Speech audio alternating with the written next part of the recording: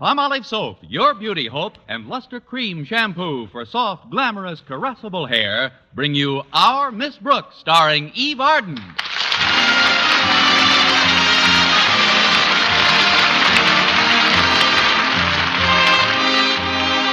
Our Miss Brooks, who teaches English at Madison High School, is as fond of sports as most of us, but somehow basketball was never one of her favorites.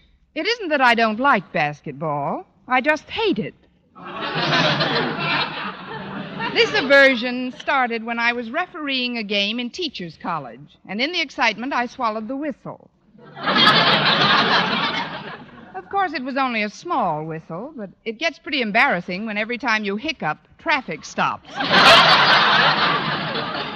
Anyway, last Wednesday morning, Mrs. Davis, my landlady, woke me a full hour earlier than usual. She told me that Walter Denton, the manager of the basketball team, was waiting to see me in the living room. If I could have had one free throw, I'd have thrown him out and gone back to sleep. But Mrs. Davis wouldn't let me. Come on now, Connie. The boy seems very concerned about something. You've got to see him. Oh, all right, Mrs. Davis. Where's my robe? I sent it out to the laundry, Connie. Here, I brought you one of mine to wear. This was part of my trousseau. I took it along on my honeymoon. Oh, we had a wonderful honeymoon. Just you in the bathrobe? No, my husband was along. Heavens, didn't people talk? You just love this robe. It's beautiful material, isn't it? Lovely. What is it exactly, Mrs. Davis? Ostrich feathers over seersucker? No, dear, it's satin. And that big feather boa is worn around the neck. Here, slip it on. There. Now you throw this boa around your neck. So, how do you like it, Connie? Very tasty. Come on out into the living room, Connie. Walter's anxious to talk to you. All right. But I don't know why he has to drop around in the middle of the night like this. Here we are, Walter. While you're chatting to Miss Brooks, I'll fix us all a bite of breakfast. Oh, thanks, Mrs. Davis. Greetings, Miss Brooks. What brings you out so early, Paul Revere? British want their colonies back? Normally, your witticisms would tickle my risibilities, Miss Brooks. But this morning, I've got to talk to you about something that's... Where did you go? This boa just blew across my face. Just what is your problem this morning? Well, it's not really my problem, Miss Brooks. That is, it isn't my personal problem. But as the manager of the basketball team, I'm in big trouble. Is something wrong with the team, Walter? Oh, not the whole team, Miss Brooks. It's just Stretch. All right. There, now what's the trouble? No, you don't understand, Miss Brooks. Stretch is our star player, one of the best forwards we've ever had. And he may not be eligible for the big game with Clay City High tonight. And that's why you've got to get in there and pitch. Well, I'd love to help out, Walter, but I'm afraid my middy blouse and bloomers must be moth-eaten by now. Now, here's what... better blow again, Miss Brooks. It's back. Thanks, Walter. Breakfast, Nook, you two. Everything's ready. Coming, Mrs. Davis. We can continue this later on, Walter. Come on, let's eat. Well, I had breakfast before I left the house. Oh, then would you rather wait in the living room? Oh, no, that was over a half hour ago. Hiya, Mrs. Davis. Where do you want me to sit? Oh, just sit right down here on my left, Walter. There. Now, would you like some eggs after you've eaten your oatmeal? Well, as I just told Miss Brooks, I already had some eggs and oatmeal at home. Oh, I see. So I'll just have some French toast. You must come over for dinner some night after you've had dinner. I'll make you some in a jiffy. Just drink your juice meantime. Say, this orange juice tastes rather peculiar. Now, that's because you're drinking it through that boa. Better blow again. Thanks. Now, to get back to my dilemma, Miss Brooks. Couldn't we dilemma after breakfast, Walter? I'm sorry to bother you like this, but I'm afraid it's imperative.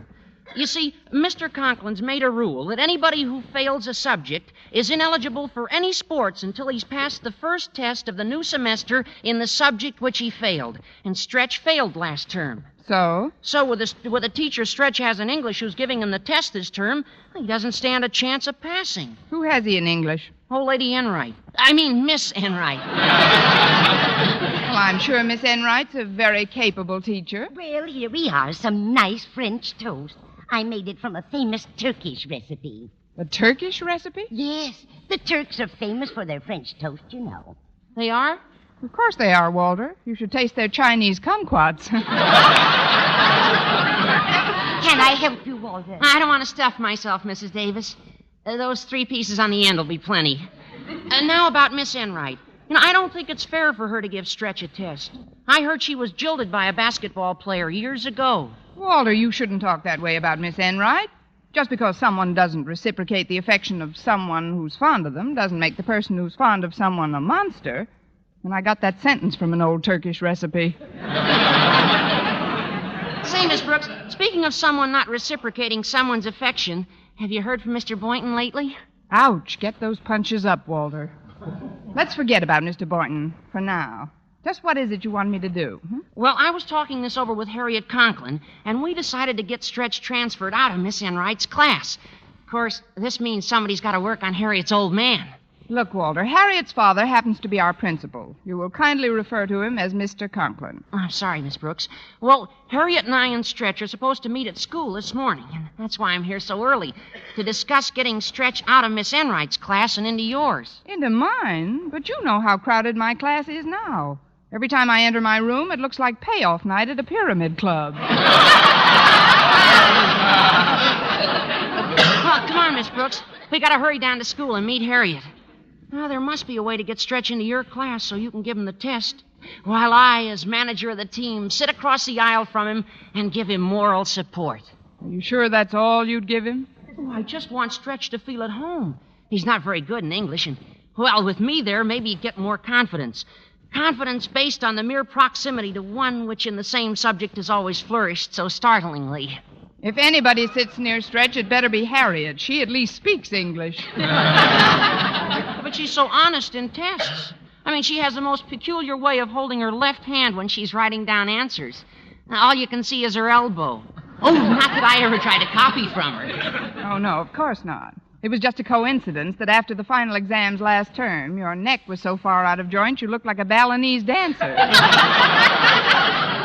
No, Walter, as much as I'd like to help you kids, I can't. And the less I see of Mr. Conklin for a while, the better. But why, Miss Brooks? Because Mr. Conklin holds me responsible for what happened last week, remember? The fire in Mr. Boynton's laboratory, which started when the circuit was overloaded after I plugged in an electric heater that belonged to Mr. Conklin. Yeah, but what is that? And then the firemen had to tear down the wall when they thought Mr. Conklin was stuck in the heater vent, which he wasn't because he was locked in the stockroom when I slammed the door on him by accident. And whose fault was that? Yours. That's what I like, a nice orderly mind. Come on.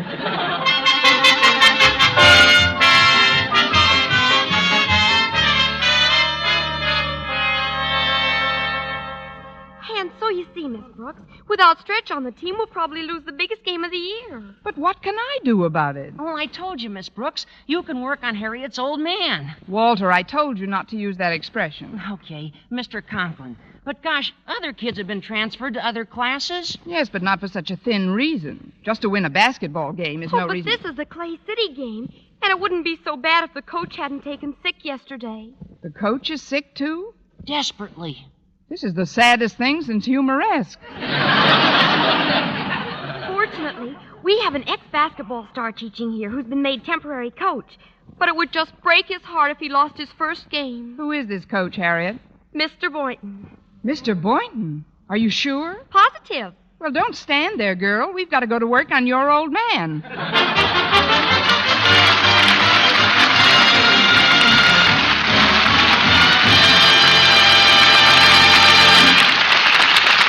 Our Miss Brooks, starring Eve Arden, will continue in just a moment. But first, here is Vern Smith. Want to win $49,000 in cash?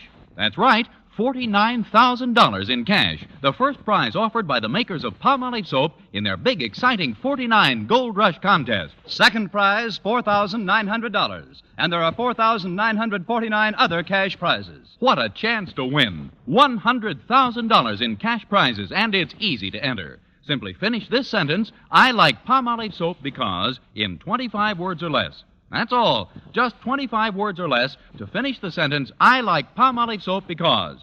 Then mail your entry right away with a Palmolive soap wrapper. Easy, isn't it? And remember, thousands will strike it rich in this big 49 Gold Rush contest. Enter as often as you like. Get entry blanks and complete rules from your dealer, or send your entries on plain paper with your name and address and dealer's name and address, plus one Palmolive wrapper for each entry. Mail to Gold Rush Contest, Box 49, New York 8, New York. You better write that down. Gold Rush Contest, Box 49, New York 8, New York. Get Palmolive soap right away to help win a lovelier complexion and try for your share of the $100,000 in cash prizes.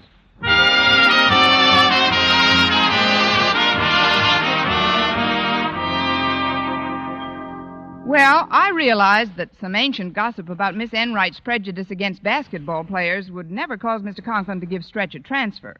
But after a brief council of war during study period, I hit upon what seemed like a pretty good plan. I would tell Mr. Conklin that the boy was unhappy in his class because his fellow students were picking on him, as I told Walter and Harriet.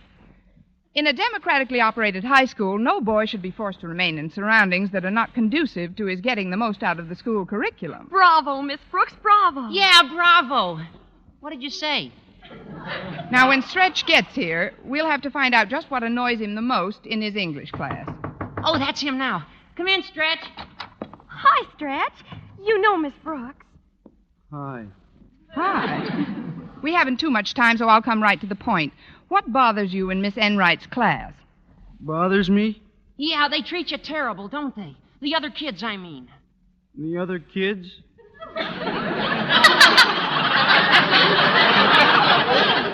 They pick on you and call you names, don't they? Names? This is the most backward-forward I ever met. Look, the kids do call you one name we all know about, Stretch. Now, why do you suppose they tack that on you? I don't know. Maybe it's because I weigh 112 pounds and I'm 6'5". Serves me right for getting over the flu last year. Look, we're trying to help you become eligible for the Clay City game. You want to play in it, don't you? I sure do, Miss Brooks. There isn't anything I wouldn't do Well, to... then keep quiet and listen. Sorry, Walter. Go ahead, Miss Brooks. Well, first of all, I hate nicknames. What's your real name? Fabian Snodgrass. Fabian Snodgrass? That's right. Look, Stretch. We really want to help you. The kids here feel that if I give you the exam, you'll stand a better chance of passing. Not that there's going to be any funny business, you understand. Oh, I understand perfectly, Miss Brooks. Walter wouldn't want any part of anything that wasn't strictly on the up and up. You said it, Stretch. You just listen to old Walter and you'll be all right. I always do, don't I, Walter? You're our manager, and you always know what's best for all of us. Yes, sir. Yes, sir. And if you don't listen, Walter won't tell you about the rabbits anymore. But let's get back to your scholastic achievements, or lack of them. What subjects did you pass last term? All of them, but English. Just barely, but I passed them.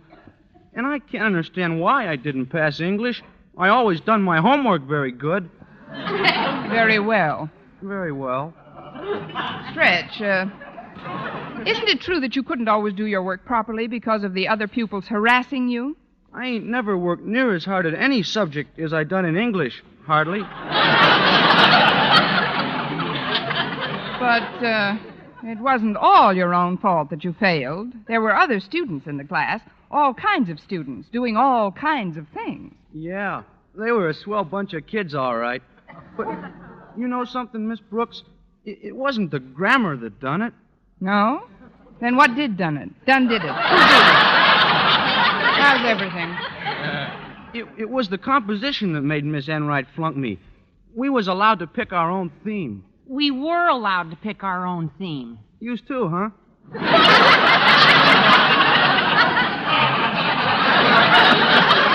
Like I said, we could write about anything we wanted. So I got my idea off on the radio.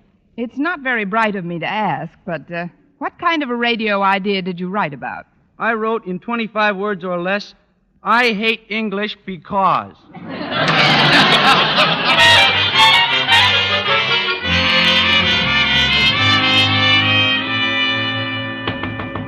Come in.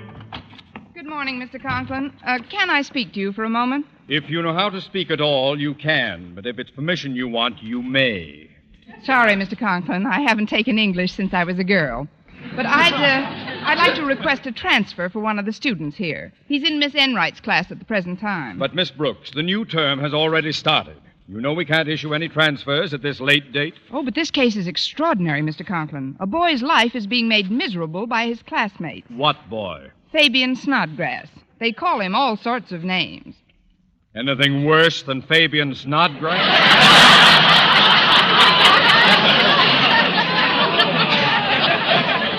Well, for one thing, they call him Stretch. Stretch?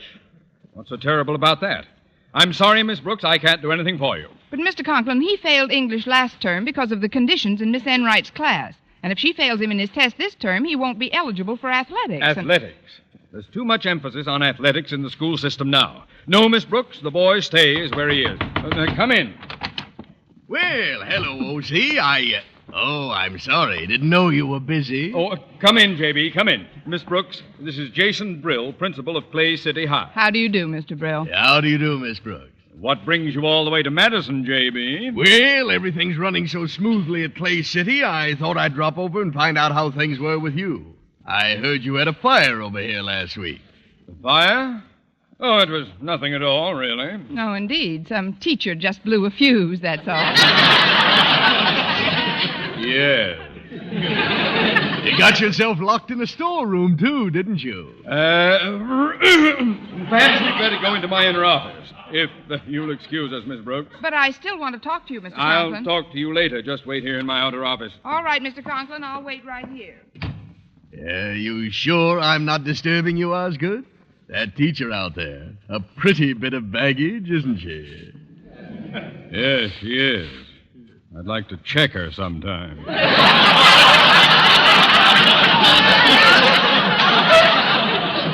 Well, Osgood, we haven't seen each other since the big Clay City Madison High football game. We gave you a good drubbing in that one, 79-0, wasn't it? It was not. It was 78-0. But we had a good excuse for losing that one. Yes, I know. Your team showed up. That was nothing to what our basketball team is going to do to you tonight. Why, we should win by 40 points. What? Why, we'll wipe up the gym with you. You care to make a little wager on that, Osgood? I'm not a betting man, and you know it. Oh, come on, Osgood. Just to make things interesting, how about a nice new hat to the winner? Well, I do need a new hat.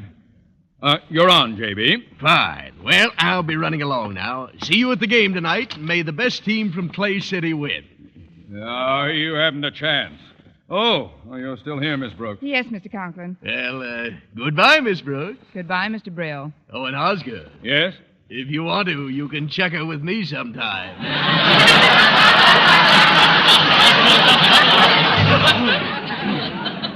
Old reprobate. Now then, Miss Brooks, come to the point. Just what do you want me to do about this, Stretch. Stretch Snodgrass. Just because a kid happens to be a star basketball player is no reason for other kids to make fun of him. I'm sorry, Miss Brooks. I can't change the rules in the middle of a semester just on account of some star basketball player. After all, there are other students in this school who did you say star basketball player? Yes, sir. And if he passes a test today, he's eligible for the game tonight? That's right, Mr. Conklin. And your own daughter Harriet and Walter and everybody seems to think that he'll have a better chance if I give him the examination. Miss Brooks, in a democratically operated high school, no boy should be forced to remain in surroundings that are not conducive to his getting the most out of the school curriculum. I'll have him transferred at once. There's just one thing I insist on. Yes, Mr. Conklin? The test must be absolutely impartial. At Madison, we have just one standard procedure, one examination. With liberty and justice for all.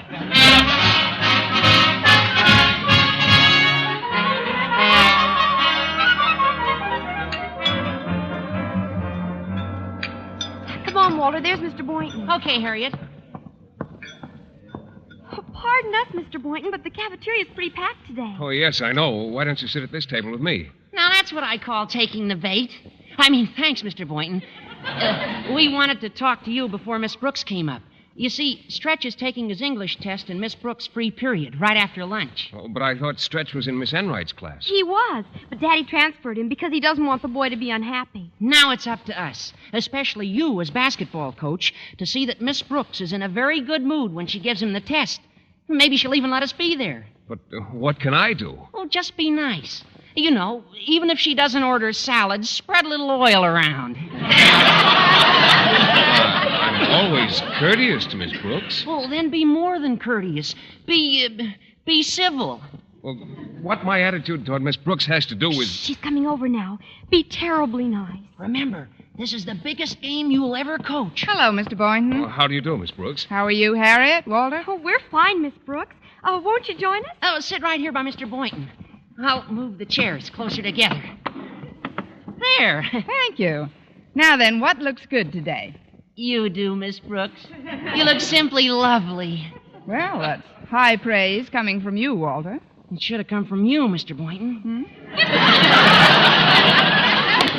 Miss Brooks, if you'll just tell me what you want, I'll go get your tray filled up. I really haven't given it much thought. Well, neither have I. That's one nice thing about having a perfect figure. You can eat anything. Oh, I don't think my figure's so perfect.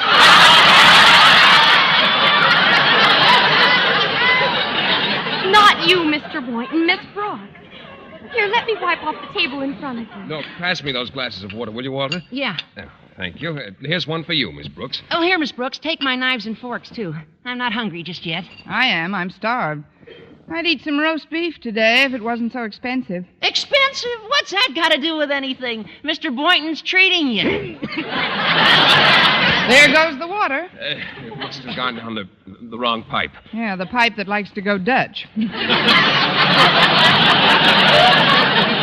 I appreciate this attention, but there's something I think you all ought to know. What's that? I'm giving Stretch his eligibility test in private. In private? That's right, and if you'll meet me after school, I'll refund all courtesies extended to me during this lunch period.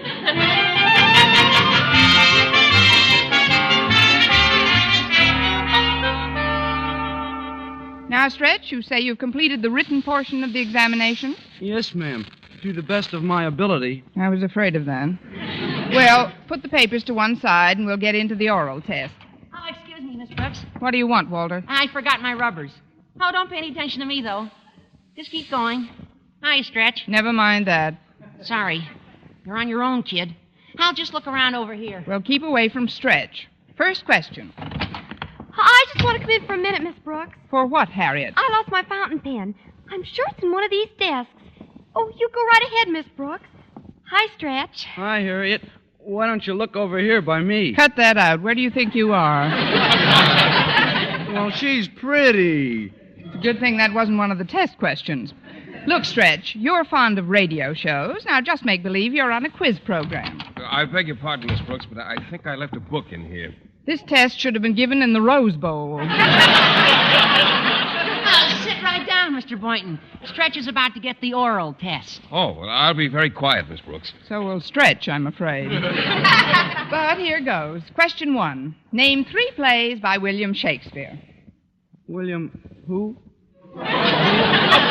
Shakespeare. He was a tall, thin fellow with a little goatee. Oh, him. 3 plays, huh? Mm-hmm. Maybe I shouldn't look for my rubbers now. Maybe it's just Much Ado About Nothing. Walter! Much Ado About Nothing? He said it, Miss Brooks. That's one answer right. Go ahead, Stretch. Think of another one. Another one? Don't make any mistakes now. This could easily become a comedy of errors. A comedy of errors? Good for you, Stretch. Now, just one more. Why, Mr. Boynton, I'm surprised at you giving a pupil hints in a private test. But, Miss Brooks, I didn't say anything. I'm just rooting for the boy. Oh, well, I guess this is something of a tempest in the teapot. I think I got the third one, Miss Brooks. What is it? Teapot. That is absolutely wrong. Would you like to try for tempest? Yeah, Tempest. Next question. What plays did Shakespeare write between the two entitled Pericles, Prince of Tyre, and Coriolanus? Where did everybody go?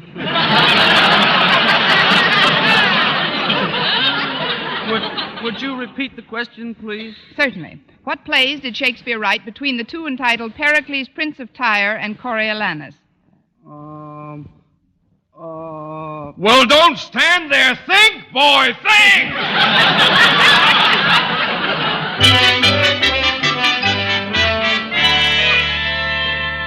Well, Mr. Conklin, I have the result of both tests, written and oral. Good. Just about everything on my desk here. I'm not even going to check these papers, Miss Brooks. I'm that sure of your integrity. Thank you, Mr. Conklin, but as you know, we weren't alone for Never the mind test. that, Miss Brooks. The examination was based on the 100% system? That's right, but every once in a while somebody Please, Miss Brooks. It's all done with. Passing is 65%, is that correct? Yes, sir. Fine. Now, what was the boy's mark? 39. Miss Brooks, I would like you to jot down my latest ruling on eligibility for athletic activities. Proceed, Mr. Conklin. No student who has previously failed a subject will be eligible for any athletic team if he fails the first 2 tests in any term. Mr. Conklin, may I say that I have never seen such touching concern for the hopes and ambitions of Madison's students. Well, thank you, Miss Brooks. I remember when I was a boy struggling and one hard... more thing, Mr. Conklin. Yes? When you get your new hat, wear it in good health.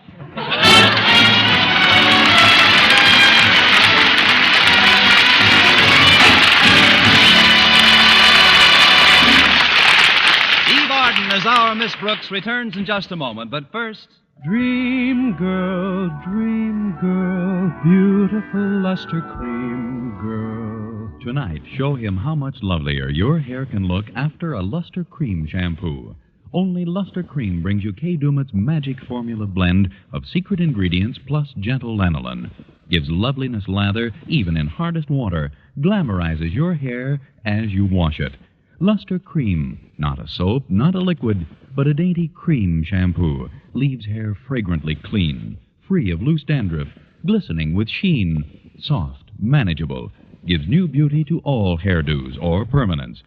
4-ounce jar, $1. Smaller sizes, either tubes or jars. Tonight, try Luster Cream shampoo and be a Dream girl, beautiful luster cream girl. You owe your crowning glory to